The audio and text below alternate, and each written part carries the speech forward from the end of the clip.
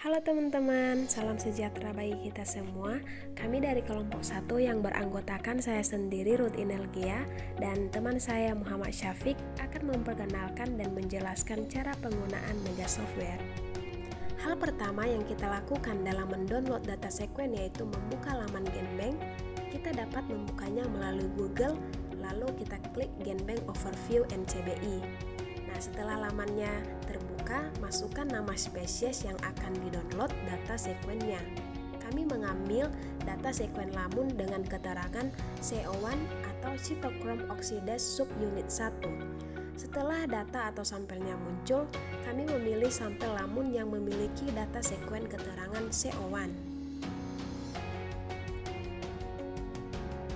Selanjutnya, kami mendownload data tersebut dengan cara klik Complete Record, klik File, lalu mengubah format dari GenBank menjadi FASTA.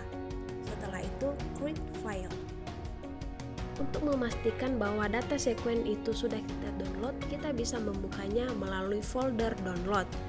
Nah, begitupun seterusnya kita lakukan sesuai dengan kebutuhan yang akan kita gunakan. Setelah itu, kita buka Mega 6 Software untuk mengedit sekuen yang sudah kita download sebelumnya. Pertama, klik menu Align, klik Edit, lalu pilih Create a New Alignment dan pilih DNA karena kita menggunakan analisis berbentuk DNA. Setelah itu kita pilih file yang sudah di-download sebelumnya. Kami menggunakan 8 sequence dengan 4 spesies dan 2 individu.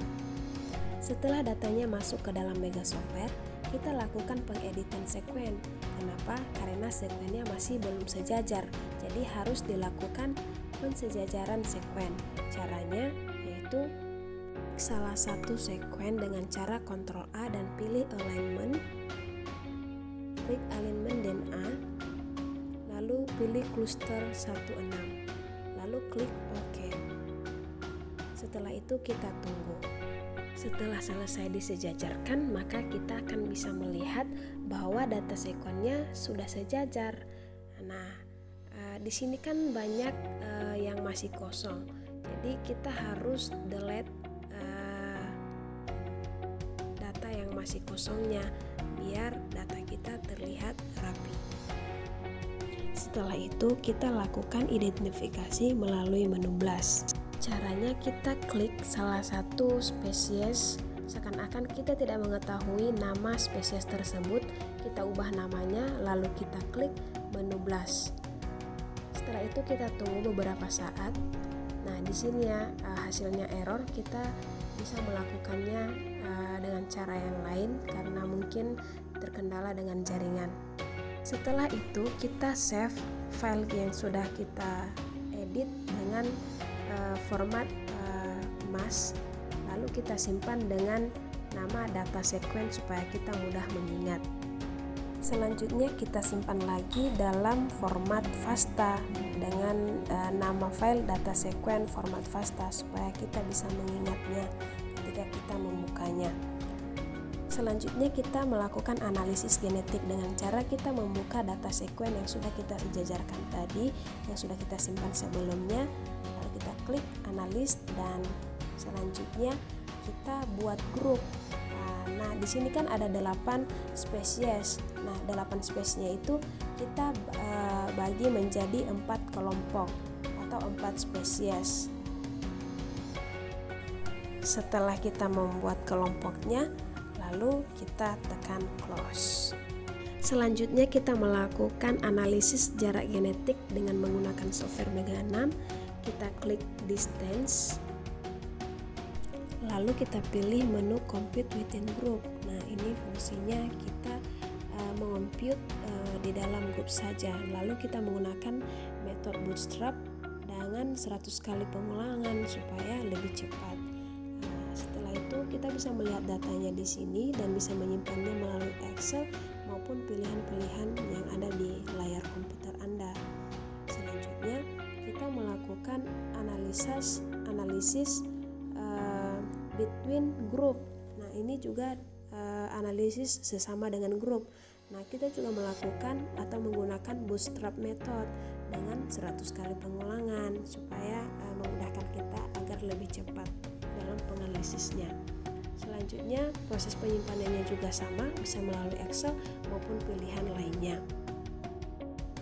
Ketika file analisis jarak ini juga kita simpan dalam bentuk Excel, kita klik print data melalui Excel, maka kita tunggu untuk sebentar, hasilnya akan kita lihat melalui data yang ada dalam Excel.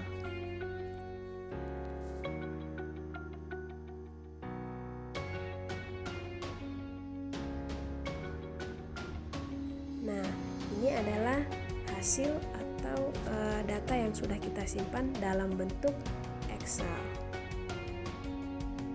Dan di sini juga kita bisa melihat analisis secara genetik antara spesies yang satu dengan spesies yang dua. Langkah terakhir adalah proses analisis filogenetik. Pertama, kita melihat model terbaik yang dianjurkan atau menurut software. Setelah itu kita compute. Nah, kita menunggu beberapa saat. Nah, setelah itu nanti kita di sini bisa melihat model yang dianjurkan atau model terbaik menurut dari software ini. Di sini ada model HKY. Jadi metode itu juga bisa kita gunakan. Proses pohon filogeni, kita klik construct atau test net burgeoning, lalu kita mengubah menjadi bootstrap method dan kita buat 100 kali pengulangan, lalu kita compute. Setelah itu nanti akan muncul pohon filogeninya. Nah, pohon filogeni ini juga bisa kita simpan atau kita copy melalui clipboard maupun kita simpan dalam bentuk foto, JPG atau PNG, itu tergantung yang kita butuhkan. Kita juga bisa menggunakan metode lain. Nah, di sini kami menggunakan construct test minimum evolution. Nah, setelah kita klik, maka akan keluar seperti ini, dan model daripada pohon filogeninya itu bisa kita ubah-ubah ya, sesuai dengan yang kita mau. Bisa bentuk tradisional, circle, maupun dalam bentuk reduction ya. Jadi itu ya terserah kita mau dalam bentuk yang seperti apa. Demikianlah yang dapat kami jelaskan oleh kelompok 1 tentang cara mengaplikasikan Mega 6 software ini dalam menganalisis data sekuen suatu spesies, khususnya data spesies yang kami gunakan adalah lamun. Apabila ada kekurangan, mohon untuk dimaklumi. Terima kasih teman-teman.